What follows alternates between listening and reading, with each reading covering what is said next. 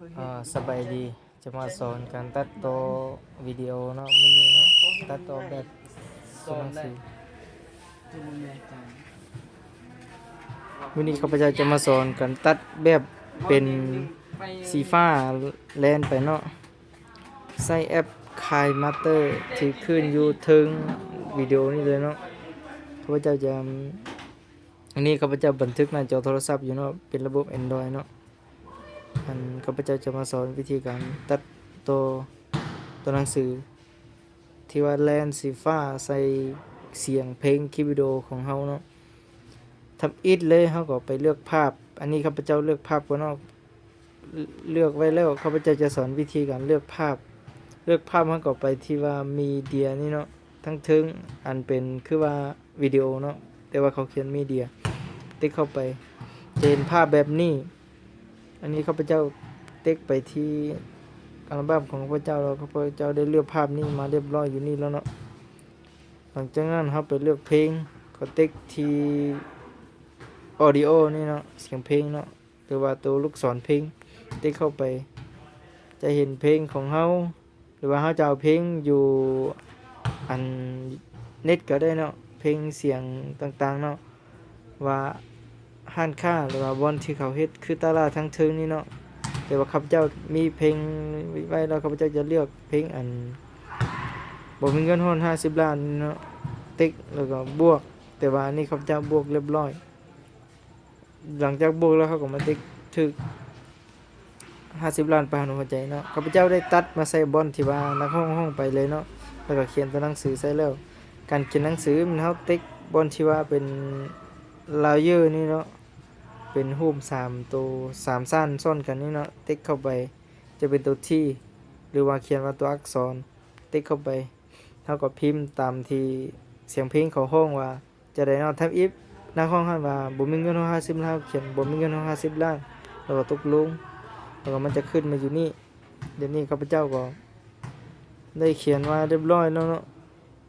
พอมันขึ้นมาอยู่นี่อันนี้เป็นสีขาวมันขึ้นมามันจะเป็นแบบนี้เฮาไปเลือกเฮาก็ติ๊กตัวที่เฮาพิมพ์มาแล้วไปเลือกตัว A ใหญ่ A น้อยนี่เป็นลักษณะของหนังสือเนาะหลังจากนี่เฮาติ๊กเข้าไปจะเป็นลักษณะของหนังสือต่างๆที่ว่าเฮามักเนาะตัวนี้ข้าพเจ้าเลือกเรียบร้อยแล้วหลังจากนั้นเฮาก็ติ๊กถึกแล้วก็ได้มาซำนี้เมื่ออันเฮาเวลาที่ว่าเฮาอันพิมพ์มามันจะเป็นตัวหนังสือที่ว่าน้อยๆอยู่นี่เนาะเฮาก็ปรับใหญ่น้อยก็ได้เวลาเฮาปรับเฮาก็ติ๊กบน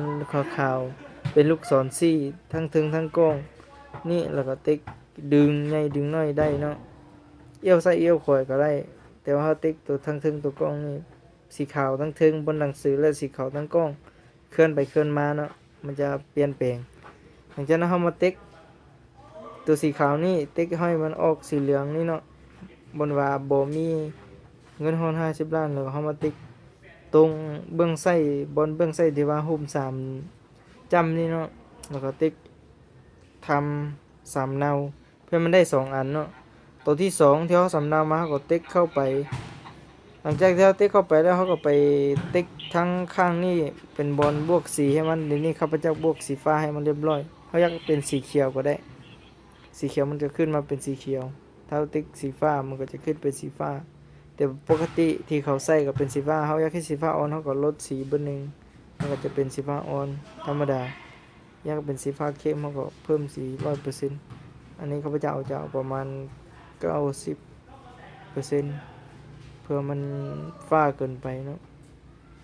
โอเคติ๊กชื่อแล้วก็เฮามาติ๊กโตบนว่าภาพเคลื่อนไหวแล้วก็จะมีอัน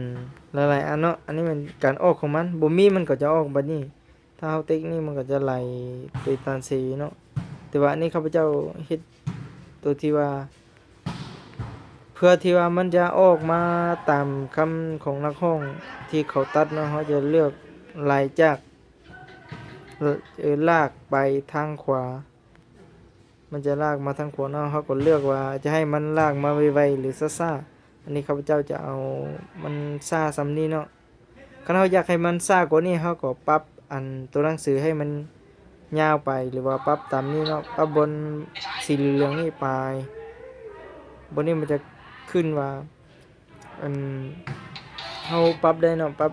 เอาเข้าสีฟ้าก่อนมันจะบนนี้มันจะขึ้นว่าปรับได้ติ๊กตัวสีฟ้านี่เนาะขึ้นไปมันจะมีแล้วก็เฮาติ๊กเติมให้มันสีเหลืองเฮากำขึ้นไว้เดี๋ยวมันจะมีการเพิ่มความซ่าความไวของอันนักร้องได้เนาะอันนี้ข้าพเจ้าจะเอาซ้ำนี่ซ้ำนี่แล้วก็เข้ามาลองเปิดเพลงเบิ่งว่ามันจะอ่านตรงกับคำเว้าบ่อันนี้ข้าพเจ้าตัดตรงไว้เรียบร้อยโอเคหลังจากปกติเขาตัดวิดีโอนี้เขาจะตัดเส้นแถวนึงทั้งกล้องแถวนึงทั้งทึงแล้วข้าพเจ้าจะตัดอีกแถวนึงว่าบ่มีเงินฮอด50 ล้านตัวนี้มันแล้วแต่ว่าข้าพเจ้าจะตัดต่อแถวว่าอย่าฝันเอาลูกสาวเพิ่นเนาะลองฟังเบิ่งว่ามันเป็นบนใดตั้งแต่บนนี้เนาะเฮาปรับเส้นแดงๆนี่ให้มันอยู่บนวางอย่าฝันแล้วก็เฮาก็ติ๊กลายเยอร์แล้วติ๊กที่ว่าตัวอักหรือว่าตัวที่ใหญ่ๆนี่เนาะติ๊กไปแล้วก็อย่าฝันเอาลูกสาวเพิ่นเนาะนักห้องนะเฮาก็ติ๊กอย่าฝันโอ้ยติ๊กลงหมดแล้วอย่าฝันเอาลูกสาวเพิ่น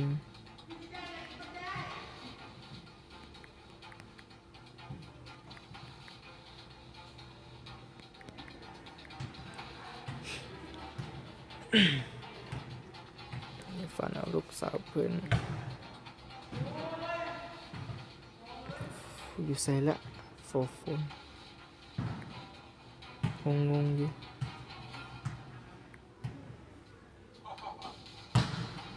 อย่าฝันเอาลูกสาวเพิ่นโฟนอยู่ทางไหนโฟนใส่ตุนนกเลยนะมันลายตาอยู่นี่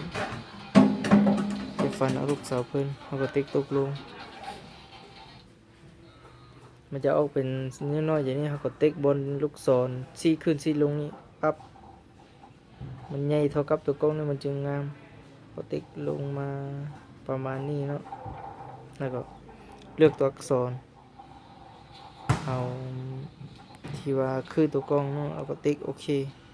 หรือว่าติ๊กเลือกให้มันพอดีกันให้มันยาวเท่ากัน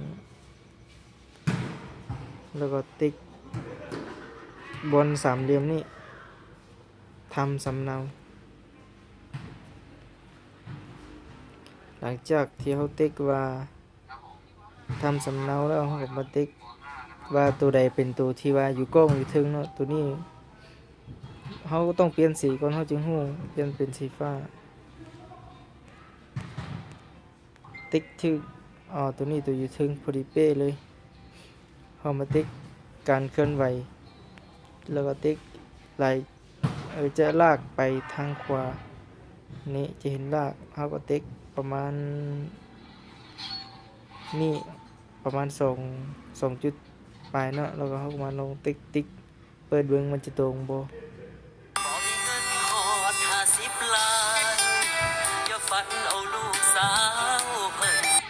เขาก็ถ้ามันบ่ตรงปานใดเขาก็มาติ๊กอันตัวทีสีขาวนี่ติ๊กข้างไว้เคลื่อนมาเบิดนึงก็ติ๊กตัวสีฟ้านี่ติ๊กข้างไว้เนาะปึ๊บมาเบิดนึงลองดูมันจะตรงกับคำว่าบ่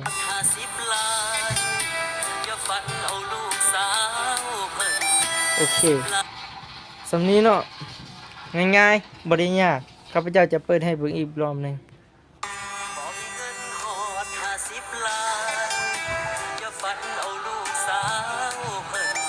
โอเคต่อไปเขาก็เฮ็ดคือที่ว่าข้าพเจ้าเฮ็ดผ่านมาเนาะถ้าคลิปมันยาวกว่าอันที่เราต้องการเขาก็สามารถตัดคลิปได้เนาะโดยที่ว่าเทคเป็นสีเหลืองแล้วก็ใช้มือลากมา ลากมานิ้วเดียวก็ได้ลากมาจนฮอดตัวหนังสือเฮา